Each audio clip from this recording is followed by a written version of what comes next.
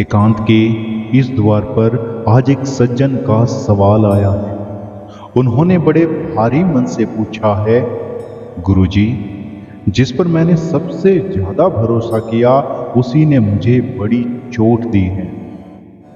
अब मेरा लोगों से भरोसा उठ गया है। क्या मुझे अभी किसी पर यकीन करना चाहिए? इन सज्जन ने अपना नाम ना बताने की गुजारिश की है। मित्र, तुम्हारा घाव गहरा है, मैं इसे देख पा रहा हूं। जब हम किसी को अपना सब कुछ दे देते हैं और बदले में केवल धोखा मिलता है तो मन का टूट जाना स्वाभाविक है। लेकिन आज से एक गांठ बांध लो, तुम्हारे साथ जो हुआ वो तुम्हारी कमी नहीं बल्कि तुम्हारी नेकी का प्रमाण है। अगर किसी ने तुम्हारा भरोसा तोड़ा है तो उसने खुद को एक सच्चे इंसान से दूर किया है, तुम्हें नहीं। भरोसा करना बंद मत करो, बस ये सीख लो कि किसे कितना हक देना है। जिस मिट्टी ने तुम्हें ठोकर मारी है उसी मिट्टी में बीज बोकर तुम सफलता का वृक्ष भी उगा सकते हो। अपनी इस पीड़ा को अपनी ताकत बनाओ और आगे बढ़ो। आज का दूसरा सवाल है जिसमें एक सज्जन कहते हैं कि गुरुजी, मेरे घर में हर कोई बीमार है, काम बिगड़ रहे हैं, मन में एक अजीब सी बेचैनी है।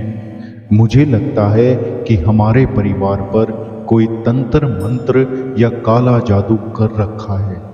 क्या वाकई ऐसी शक्तियों का साया हमारे जीवन पर असर डाल सकता है? मेरे मित्र, तुम्हारी घबराहट मैं समझ सकता हूं। जब जीवन में विपत्तियां एक साथ आती हैं तो इंसान सबसे पहले अदृश्य शक्तियों को ही दोषी ठहराता है।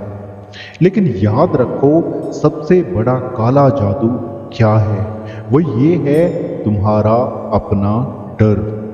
जब तुम दिन रात इसी विचार को पालते हो कि किसी ने कुछ कर दिया है तो तुम अपनी मानसिक शक्ति को स्वयं नष्ट कर रहे होते हो।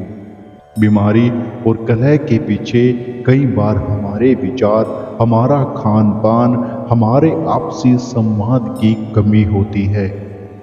अंधविश्वास की दलदल में मत उतरो, और अगर वाकई तुम्हें लगता है कि ऊर्जा नकारात्मक है तो उसे दूर करने का उपाय तंत्र मंत्र नहीं बल्कि शुद्ध संकल्प है।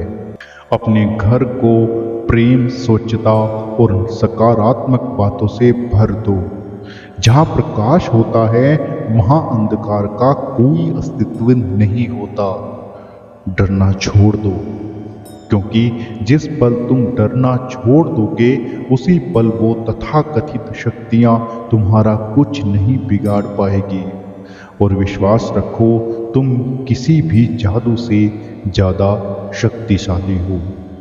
कोई भी जादू टोना, तंत्र मंत्र या फिर कोई भी इनविजिबल शक्ति किसी इंसान से ताकतवर नहीं हो सकती, क्योंकि जितनी भी शक्तियां हैं, जितनी भी सिद्धियां हैं, उसे कोई ना कोई इंसान कंट्रोल करता है। अगर आप पर किसी ने तंत्र किया है, वो शक्ति स्वयं चलकर आपके पास नहीं आई है, उसे भी किसी इंसान ने आपके पास भेजा है।